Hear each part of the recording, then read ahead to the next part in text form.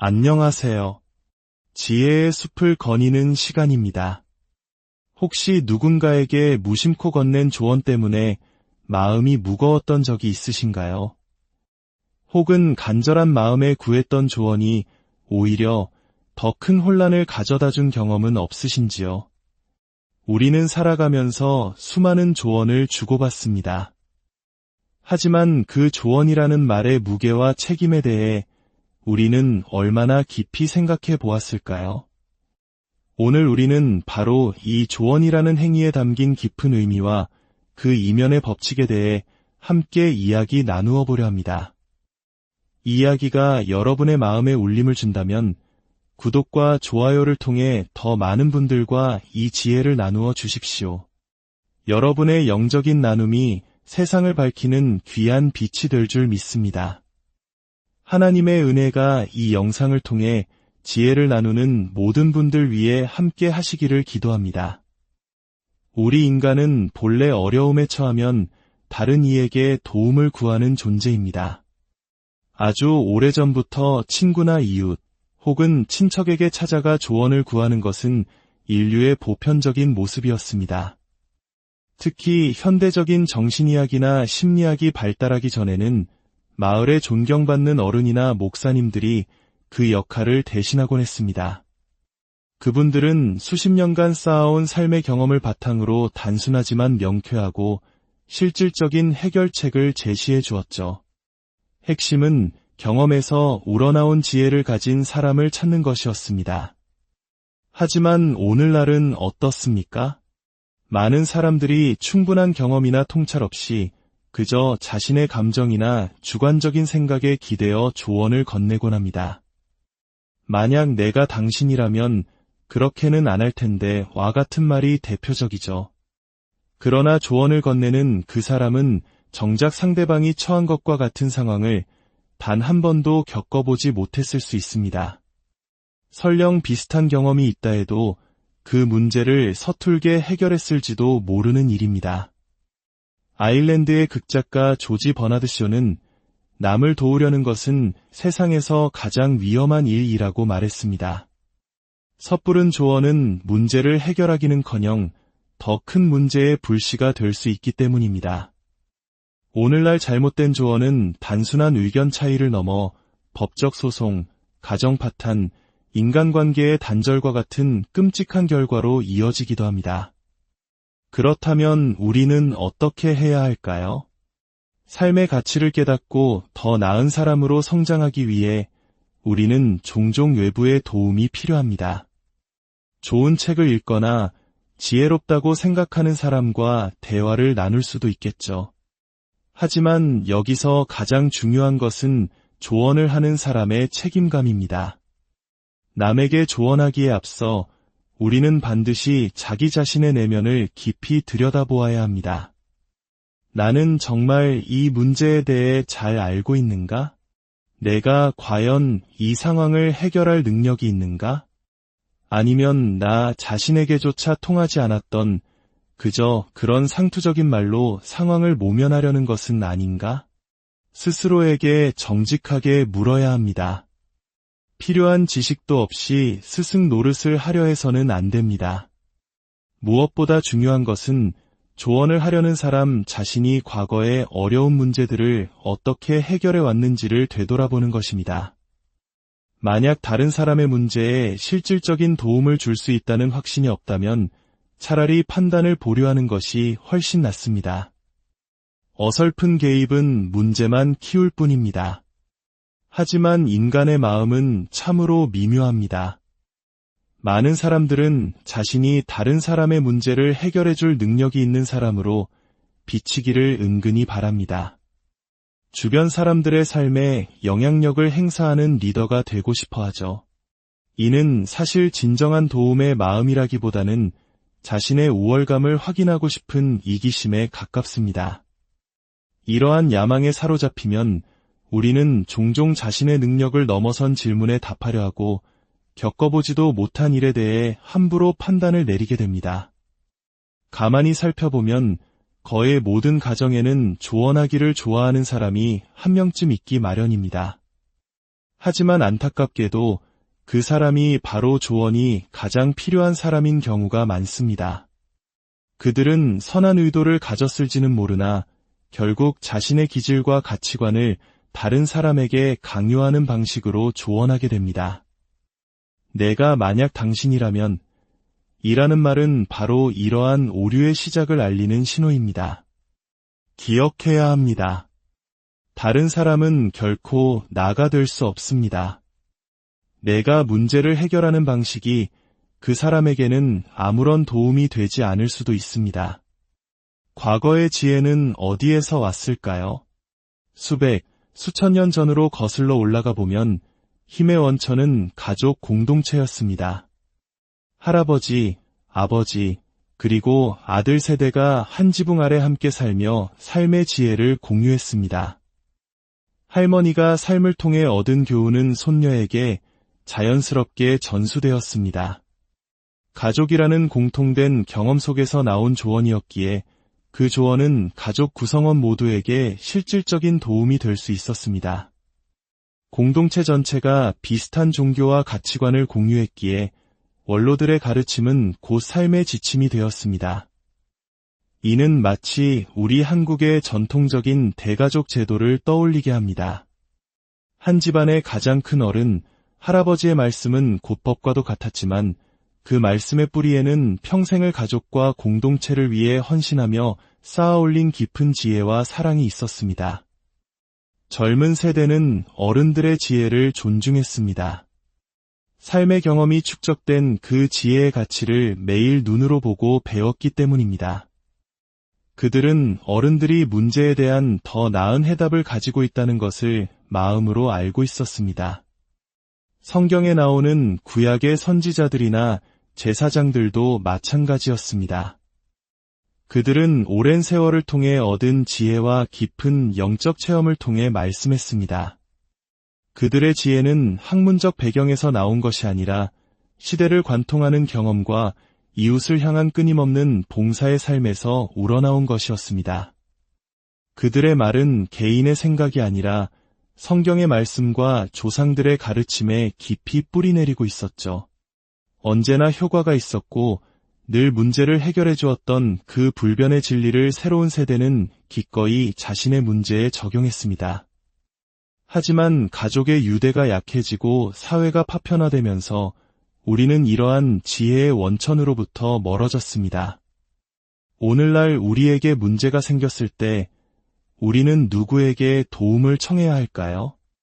이웃집 사람이나 친구에게 쉽게 털어놓을 수 있는 문제가 아닙니다. 사실 어려움에 직면했을 때 가장 먼저 찾아야 할 상담가는 바로 자기 자신입니다.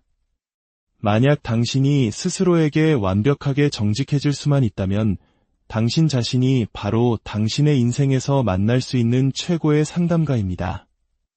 하지만 많은 사람들은 그 정도의 객관성을 유지하지 못합니다. 문제의 사실을 따라가기보다는 자신이 보고 싶은 대로 해석하고 자신의 입장에서만 생각하려 하죠. 문제가 발생하면 모든 개인은 스스로에게 이렇게 물어야 합니다. 나는 이 문제를 해결하기 위해 가능한 모든 것을 다했는가? 위기 상황에서 나의 잘못은 어느 정도인가? 정신분석가에게 수백만 원을 지불하고 듣게 될 대답도 결국 이와 같을 수 있습니다.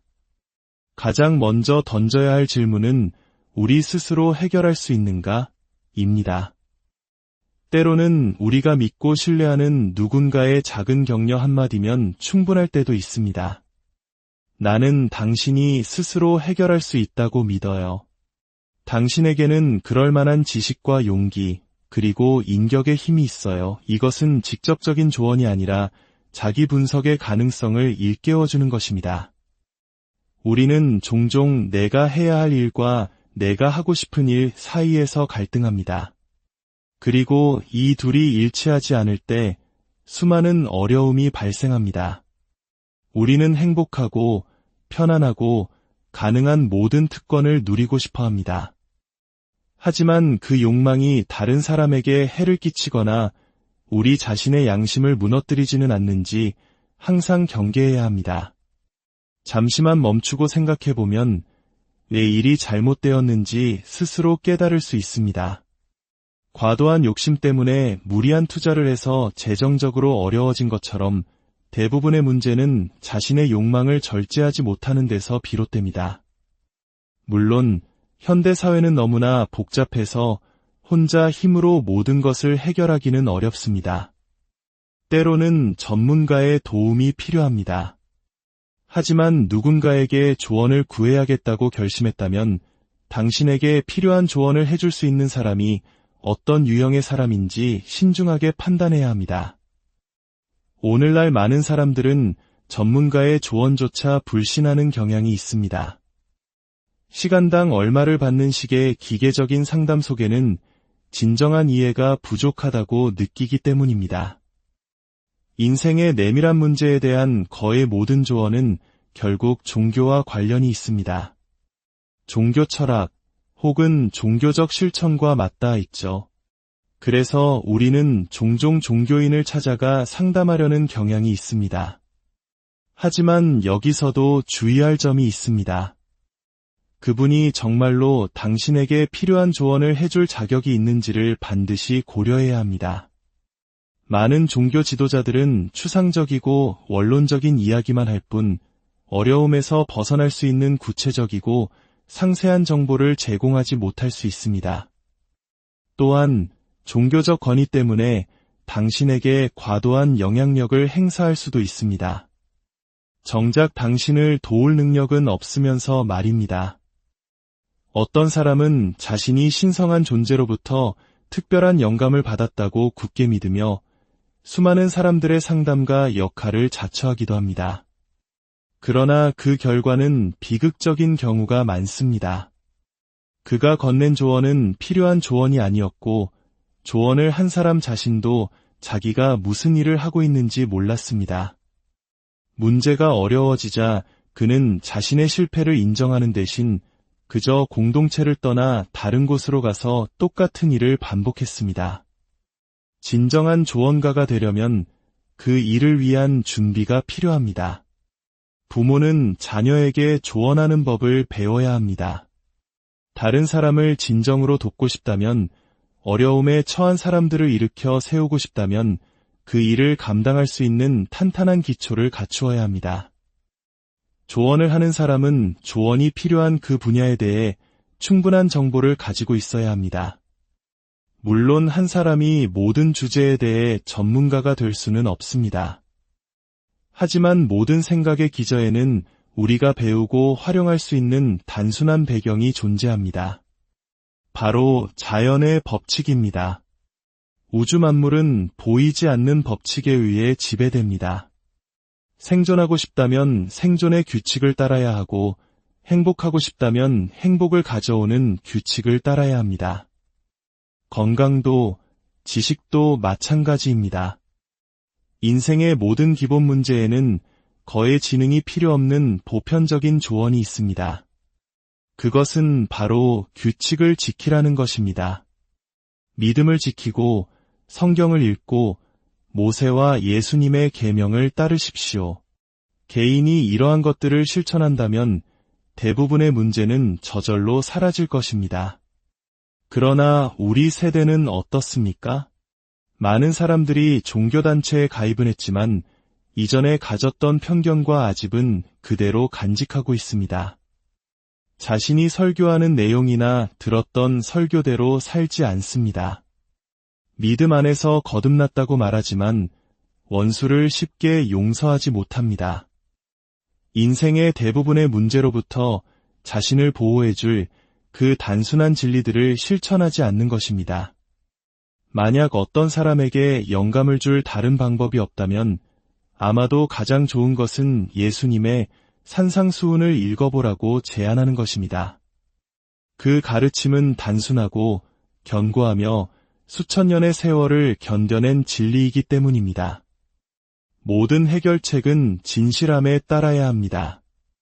다른 어떤 것도 실질적인 도움이 되지 않습니다. 조언에는 반드시 책임이 따릅니다. 만약 우리가 다른 사람의 생각을 지배한다면 우리는 우리 조언의 결과에 대한 책임을 져야 한다는 철학적 관점이 있습니다. 우리의 성급한 조언, 독단적인 태도, 기독교적 사랑의 기본 원칙을 실천하지 않으려는 마음 때문에 다른 사람의 인생을 망친 사례는 너무나도 많습니다. 특히 위험한 것은 자신의 조언이 자신에게서 나온 것이 아니라 신적인 존재로부터 직접 받았다고 주장하며 상대를 압박하는 경우입니다. 이것은 상대방이 저항하기 어렵게 만드는 망상에 불과합니다. 과장이나 위협, 온갖 허위 진술로 자신의 영향력을 유지하려 한다면 우리는 명백히 잘못을 저지르고 있는 것입니다. 오래전 한 젊은 여성의 사례가 있었습니다. 그녀가 20대 초반이었을 때 한 남자와 사랑에 빠졌습니다. 하지만 가족, 특히 어머니가 그 관계를 격렬하게 반대했습니다. 어머니는 늙으면 딸이 자신과 함께 살며 돌봐주기를 이미 계획해 두었기 때문입니다. 그 이기적인 마음으로 어머니는 딸의 결혼 가능성을 파괴하기 위해 싸웠습니다. 협박과 눈물, 가족에 대한 의무감과 부모를 공경하라는 종교적 가르침까지 동원하며 딸을 압박했습니다. 결국 딸은 사랑을 포기했습니다. 수십 년 동안 딸과 어머니는 함께 살았습니다. 마침내 어머니가 세상을 떠났을 때 남겨진 딸의 나이는 65세였습니다. 평생 어머니의 곁을 떠나본 적 없는 그녀는 가정을 꾸리거나 정상적인 관계를 맺을 나이를 훌쩍 넘겨버렸습니다. 두 사람의 인생이 모두 망가진 것입니다. 어머니의 행동은 결혼이 잘못되었을지도 모른다는 걱정 때문이 아니었습니다. 오직 딸을 자신 곁에 묶어두고 싶다는 이기심 때문이었습니다. 이것이 바로 업보, 즉 카르마가 작용하는 방식입니다. 동양 철학에서 말하는 업보는 단순히 나쁜 일이 생기는 것을 의미하지 않습니다. 그것은 원인과 결과의 법칙입니다. 숨겨진 동기가 우리의 조언에 영향을 미칠 때 우리는 이미 심각한 실수를 저지르고 있는 것입니다. 우리가 다른 사람을 도울 수 있는 유일한 길은 우리의 애정과 사랑, 우정이 순수하고 오염되지 않았을 때뿐입니다. 진정한 조언은 머리에서 나오는 것이 아닙니다. 그것은 영혼의 깊은 곳에서 우러나오는 이해의 교환이며 인간 영혼의 차원에서 이루어지는 소통입니다. 사랑과 자비, 존중 없이 주어진 조언은 결코 조언이 될 수 없습니다. 우리는 우리 주변의 자연과 성경 말씀을 통해 하나님께서 우리가 알아야 할 모든 진리를 어떻게 보여주시는지 깨달아야 합니다. 진정한 해결책의 책은 항상 우리 주위에 펼쳐져 있습니다. 우리는 항상 우리 본성의 가장 깊은 곳에서부터 움직여야 합니다. 이것은 생각하지 말라는 의미가 아닙니다. 우리의 이해의 진정한 기초는 고통받는 이에게 가까이 다가가고 그 문제 해결을 위해 기꺼이 봉사하고자 하는 미묘한 공감 능력에 있다는 뜻입니다. 다른 어떤 동기도 결국 우리를 곤경에 빠뜨릴 것입니다. 불교에는 이런 이야기가 있습니다. 한 장군이 붓다를 찾아와 말했습니다. 스승님, 당신은 평화를 가르치지만 저는 왕의 군대를 이끄는 장군입니다. 저는 나라와 백성의 자유를 제 목숨을 바쳐 지키겠다고 맹세했습니다. 그런데 당신은 제게 평화의 사람이 되라고 하십니다. 어찌해야 합니까? 붓다는 이렇게 대답했습니다. 반드시 그럴 필요는 없소.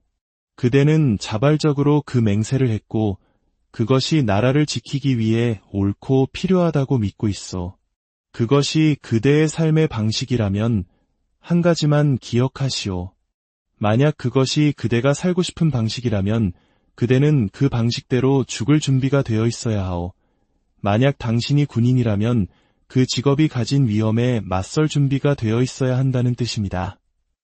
당신의 믿음에 의해 정당화된 그 행동의 결과를 스스로 감당해야 합니다. 공자, 노자, 붓다, 그리고 예수님의 가르침 속에서 우리는 삶의 문제들을 해결하려는 지혜의 조각들을 발견할 수 있습니다. 그들은 말합니다.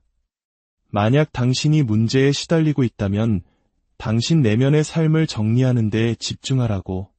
당신 안의 영혼에 더 의지하고 당신의 욕망에는 덜 의지하라고.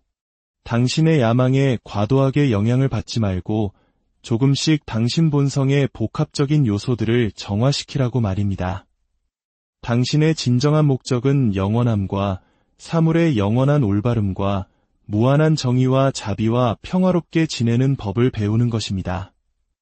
가족과 가정에 대한 책임을 다하십시오. 자녀들이 성장하고 가정이 행복할 때 그때 조용히 앉아 당신 자신의 내면을 펼쳐 보이십시오. 모든 욕망의 부담, 모든 거짓된 목적, 사회의 모든 갈등과 경쟁으로부터 당신 안의 영혼을 해방시키는 것에 대해 생각하기 시작하십시오. 어떤 승려의 이야기는 완벽한 본보기가 됩니다. 그는 부유한 사업가였지만 삶의 슬픔과 실망이 그를 덮쳤습니다. 그는 자신의 비참함이 자신이 상처받는 것을 막기 위해 모든 것을 희생시켜왔기 때문이라는 것을 깨달았습니다. 그래서 그는 모든 것을 버리고 탁발승이 되었습니다. 그는 시골길을 걷다가 지붕이 새는 집을 보면 말없이 지붕을 고쳐주고 사람들을 축복한 뒤 떠났습니다. 아픈 사람이 있는 집에서는 아이들을 씻기고 음식을 만들어주고 아픈 사람이 회복될 때까지 간호한 뒤 조용히 사라졌습니다. 그는 40년 가까이 오직 봉사하는 삶을 살았습니다. 그는 아무것도 가르치려 하지 않았습니다. 그럴 필요가 없었습니다. 그는 자신의 삶으로 수천 명을 진정한 믿음으로 이끌었기 때문입니다. 진정한 조언은 바로 이런 것입니다. 그것은 인간 마음의 가장 큰 필요, 즉 섬기고 싶은 필요에 대한 해결책입니다. 문제가 생겼을 때 우리는 책에서 해결책을 찾기 전에 잠시 멈추어 그 치료법이 우리 자신 안에 있는지 찾아봐야 합니다. 만약 어떤 사람이 알코올 중독자라면 그에게는 단 하나의 문제만 있을 뿐입니다. 그 병을 극복하지 않으면 파괴될 것입니다. 수천 명이 그에게 술을 끊으라고 말할 수 있지만 그 자신이 원하지 않으면 소용없습니다. 오늘날 많은 사람들이 자신의 능력 안에서 살기를 거부하기 때문에 고통받습니다. 그들은 야망이라는 엄청난 압박감 속에서 스스로를 무너뜨립니다. 우리는 그들에게 너무 무리하고 있어요 라고 말해줄 수 있고 그들이 문제에서 벗어날 방법을 제안할 수는 있습니다. 하지만 하나님의 뜻이니 골프를 치시오, 같이 신의 권위를 빌려 강요할 수는 없습니다. 우리는 예수님께서 최후의 만찬에서 하셨던 말씀처럼 몇 마디의 단순한 말 이상으로 사람들을 도울 수 없습니다. 그 말씀들은 마음을 지나 곧장 심장으로 들어가도록 되어 있습니다. 가치에 대한 내면의 헌신, 더 깊은 영적 통찰을 나타내기 위함입니다. 그리고 그것은 언제나 비판이 아닌 친절의 말입니다. 예수님께서는 매우 간단하게 말씀하셨습니다. 서로 사랑하라. 이 기본적인 조언이 실패하면 다른 모든 조언도 실패합니다. 이 기초 위에서 우리는 모든 종류의 관계를 구축하고 모든 종류의 해석을 만들어낼 수 있습니다. 인류를 하나로 묶을 수 있는 마지막 끈은 사랑 외에는 아무것도 없습니다. 그리고 이 사랑은 진실해야 합니다. 사랑하는 사람을 위해 자신을 희생할 수 있는 그런 사랑 말입니다. 이러한 변화는 외부의 강요로 이루어질 수 없습니다. 변화는 사람의 내면으로부터 와야 합니다. 우리는 이기적이기를 좋아하고 욕망을 채우고 싶어 하지만 점차 이 모든 경쟁이 영혼의 관점에서는 아무런 의미가 없다는 냉혹한 사실에 직면하게 됩니다. 우리가 가진 모든 것은 사라집니다. 오직 우리 자신이라는 존재만이 남습니다. 그러니 우리는 평화롭게 견딜 수 있는 존재가 되기를 원해야 합니다. 그러므로 우리는 누군가에게 이렇게 말해야 합니다. 먼저 삶의 현실과 화해하십시오. 당신만의 방식으로 하되 다른 사람들의 선을 위해 당신이 자랑스러워할 만한 일을 하십시오. 당신의 슬픔을 일으킨 당신 자신의 본성 속 원인들 위로 의연하게 일어섬으로써 슬픔에 대한 해답을 찾으십시오. 우리가 규칙을 어길 때 그것은 우리가 벌을 받는 것이라기보다는 뿌린 대로 거두는 것일 뿐입니다. 우리는 어떤 일을 했고 그 결과를 받아들여야 합니다. 그리고 그것들을 바로잡을 때까지 그것들은 계속해서 우리를 괴롭힐 것입니다. 자신의 실수의 결과로부터 영광스럽게 살아남는 방법을 다른 사람에게 물어볼 필요는 없습니다. 이제 업보 즉 카르마에 대해 다시 한번 정리해 봅시다. 불교나 힌두교 등 카르마를 받아들이는 대부분의 종교는 그것을 기본적으로 벌로 여기지 않습니다. 그것은 도전입니다. 카르마는 당신의 머리 위로 떨어지는 끔찍한 불행이 아닙니다. 카르마는 당신이 잘못했다는 것을 알려주는 부드러운 신호이며 따라서 당신의 가치관을 재정비할 때가 되었다는 알림입니다. 카르마는 당신을 저주하는 것이 아니라 객관적인 교훈을 통해 당신 자신의 행동을 개선하도록 초대하는 것입니다. 만약 당신이 카르마를 진실성을 위한 도전으로 받아들이고 그 위로 일어선다면 당신은 언제나 희망의 빛이 있으며 개선된 행동에 대한 보상이 있음을 발견하게 될 것입니다. 당신이 아픈 것은 병들도록 운명 지어졌기 때문이 아닙니다. 건강의 규칙 중 무언가를 어겼기 때문입니다. 걱정은 파괴적인 감정이며 결코 좋은 결과를 낳지 않습니다. 문제가 닥쳤을 때 그것을 숙고하고 연구하되 결코 두려워하지 마십시오. 우리는 지금 혼란스러운 시대의 끝자락에 서 있습니다. 이기심은 결코 갚을 수 없는 빚을 쌓아가고 있고 야망은 나라와 개인을 파괴하고 있습니다. 이 모든 것은 우리가 규칙을 지키려 하지 않는다는 단순한 사실에서 비롯됩니다. 이 문제에 대한 유일한 해답은 기본적이고 진실한 가치로 돌아가는 것입니다. 다시 한번 예수님의 말씀이 떠오릅니다. 우리의 보물을 이 땅이 아닌 하늘에 쌓아두라는 말씀입니다. 이 땅에 쌓아둔 모든 것은 파괴되거나 부식되거나 도난당할 것이기 때문입니다. 우리가 조금만 더 이성적이 되는 순간 이 모든 비이성적인 정책은 사라질 것입니다. 사람들이 생각하기 시작하면 거대한 인플레이션은 둔화될 것입니다. 그때 우리는 좋은 카르마, 즉 정상을 되찾게 될 것입니다. 나쁜 카르마란 단지 규칙을 지키지 않으려는 마음일 뿐입니다. 우리는 너무 복잡해졌습니다. 그리고 그 복잡함 속에서 우정을 파괴하고 세대를 가르며 모든 곳에서 갈등을 일으키는 무한한 태도를 허용했습니다. 이 모든 것은 단지 우리가 우리 자신을 들여다보거나 하나님의 신성한 계획을 이해하려 하지 않기 때문입니다.